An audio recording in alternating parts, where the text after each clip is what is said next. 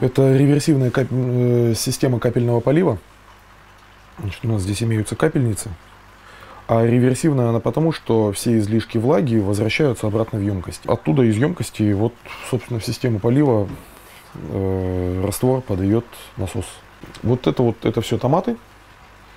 Здесь у нас есть один арбуз, 2 огурца. Тут у нас зелень какая-то проклевывается уже очень долго. И 2 сорта салата. Сколько времени уже прошло с тех пор, как вы их посадили? Помидорам порядка месяца, арбузу и огурцам где-то недели 2. Ну, как и салату, в общем. Но я думаю, что через месяц будем собирать помидоры. Арбуз, я думаю, ему надо будет месяца 2. То есть уже через месяца 2 у вас этот арбуз будет? Ну, где-то вот такой примерно. Здесь у нас стоит микрозелень, она не имеет отношения к системе. Мы проращиваем для себя, вот такие вот росточки будут. Они годятся на салат. Получается очень вкусно. А здесь у нас в горшочках растут опять же томаты. Вот они корешочки пускают вниз. Здесь луковичка у нас растет, присоседилась к томату. Тоже обильные корни.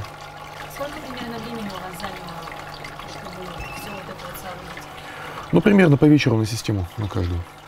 Самая простая вот эта вот на плавающей платформе, то есть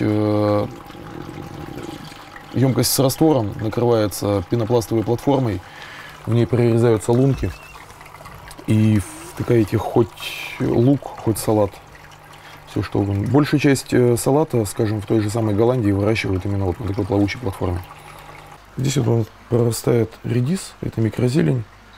На данный момент ей всего 3 дня.